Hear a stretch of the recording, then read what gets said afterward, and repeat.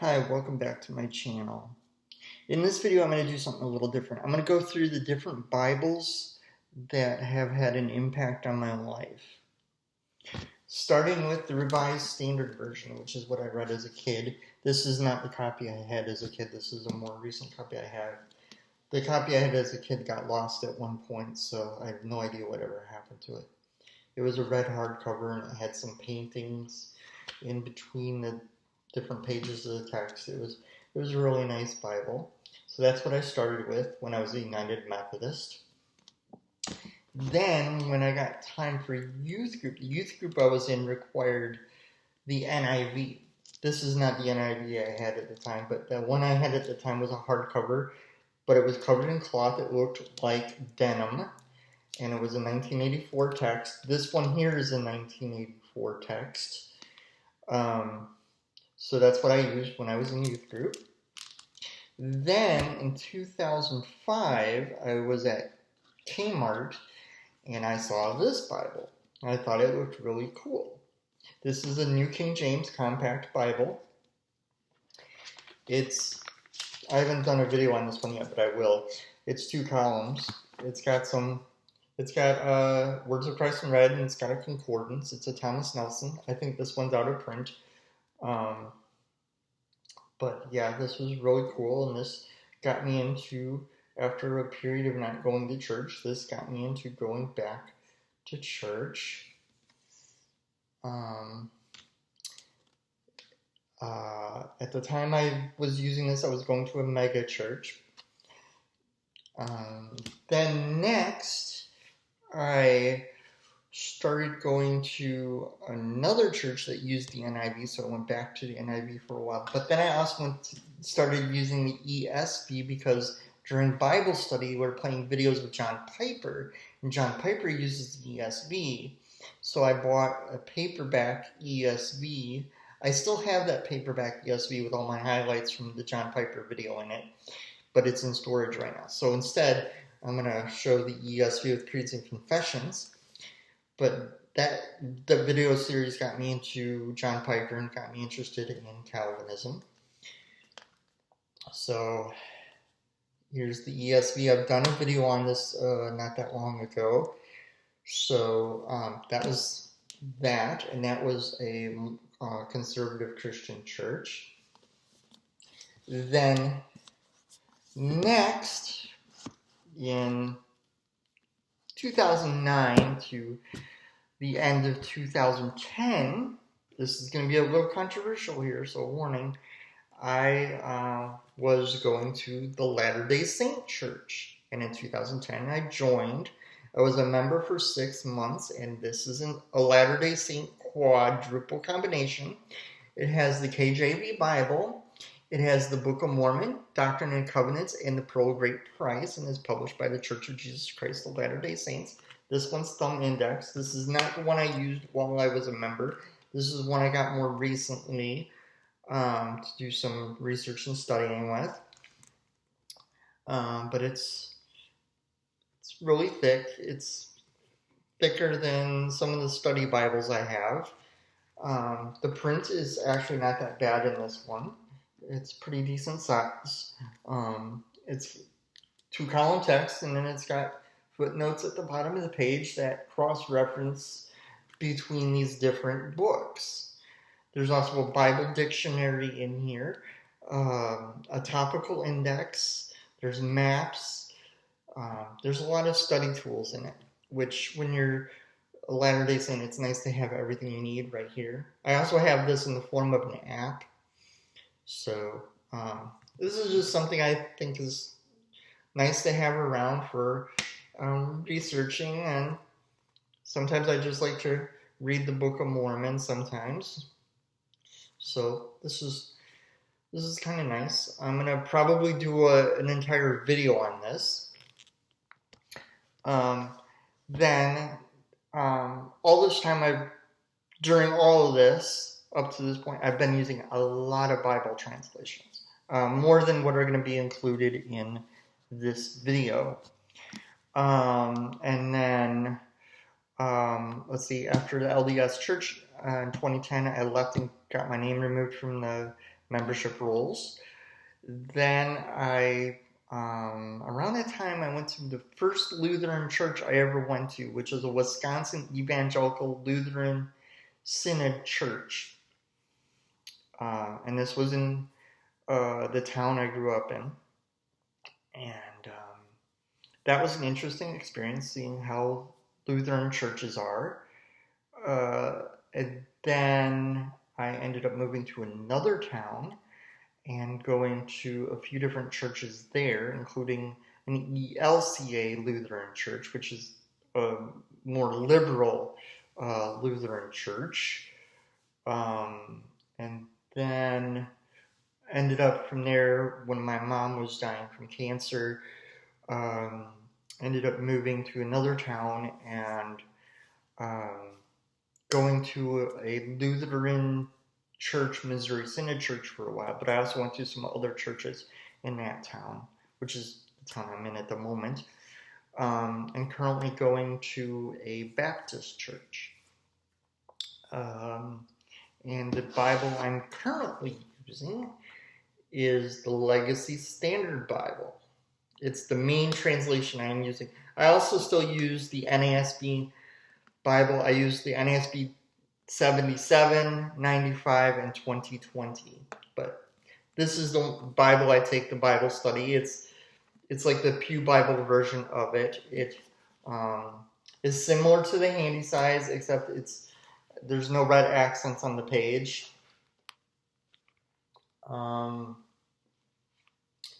And I think this is real handy for taking to Bible study. And because it's a hardcover, I feel like it's going to hold up better in my messenger bag when I go to Bible study. So that's why I take this one to Bible study and not my Leathersoft one that I reviewed. Or not Leathersoft. Trying to remember. Leather-like. I don't remember what they called it. Their imitation leather. But yeah, it's got the Holy Bible. It's got these lines where the raised hubs on the more expensive ones are, the LSB logo, the Legacy Standard Bible logo, and then it says Steadfast Bibles. And then on the back, it has the ISBN. I am not going to include ISBNs on all of these in this video description. This is the one time where I'm not going to do that. But I do plan on doing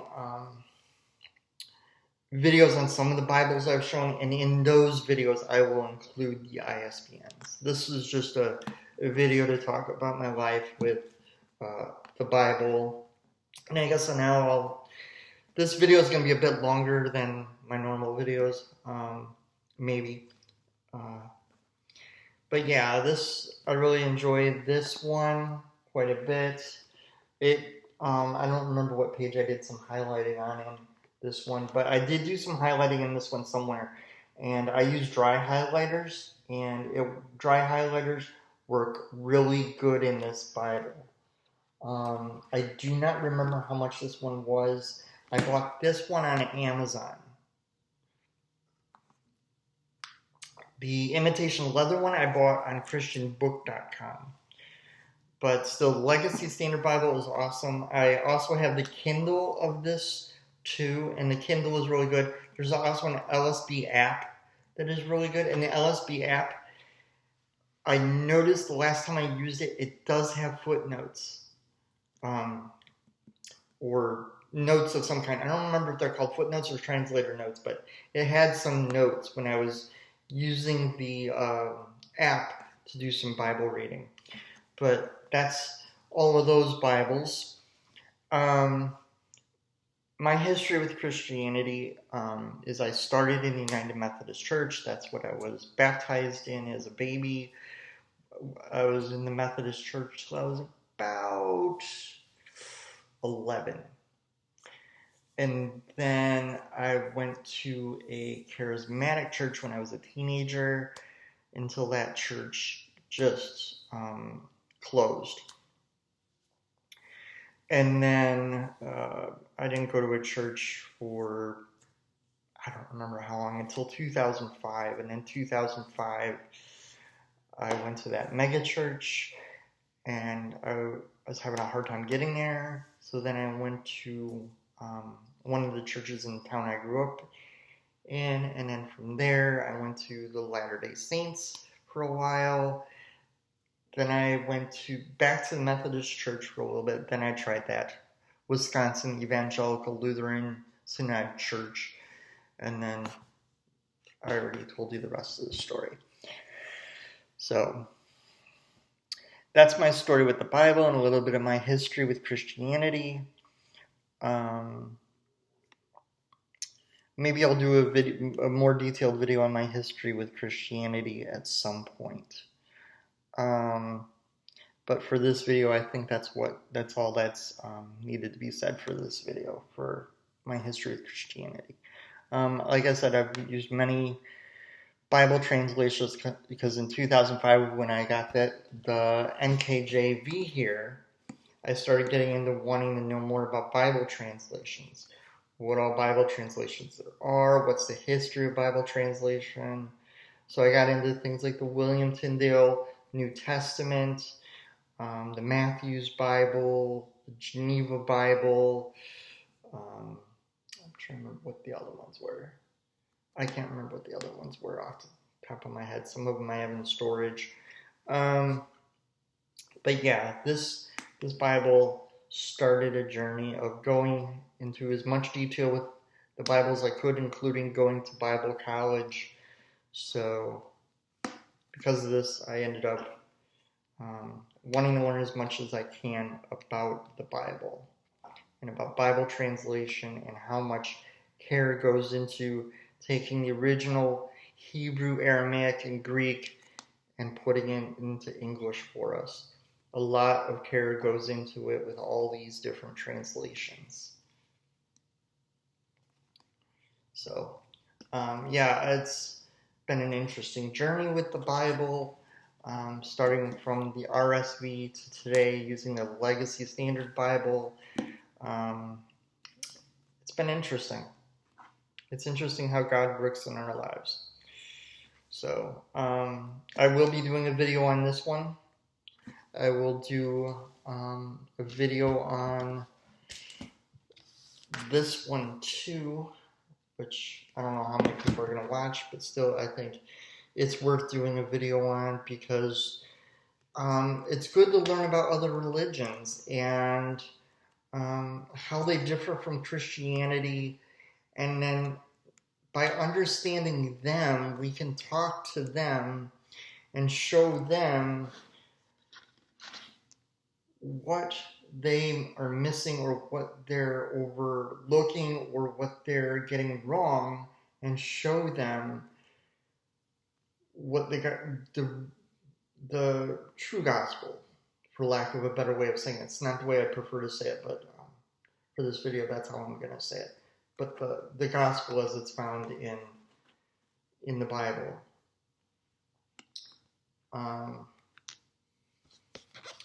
So yeah, thank you for watching this video. Hopefully soon I won't have to be pre-recording videos anymore, and get back to doing a video or two a week. But yeah, I hope you keep an eye out for these upcoming videos, and I'm going to also do other regular Bible reviews. Don't worry, that LDS video is just going to be a one-off thing.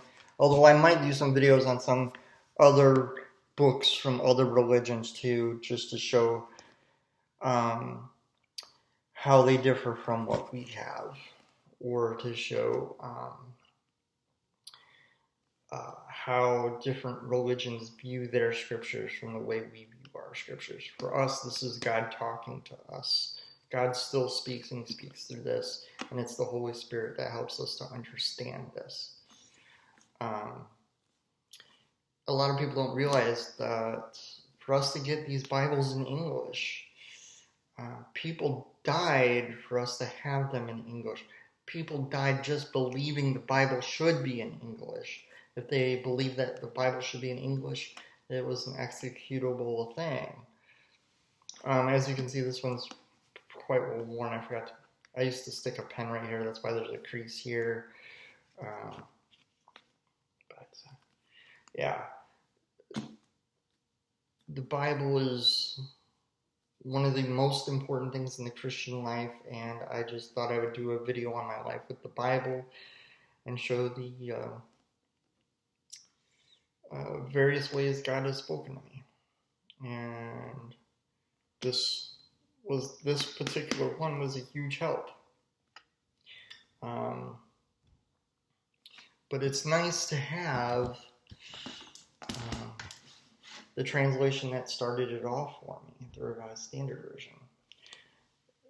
These each represent a part of my life that is important to me, but they're also tools that point me to God and remind me of who God is and what God has done for me. Once again, thank you for watching, and I'll see you in the next video.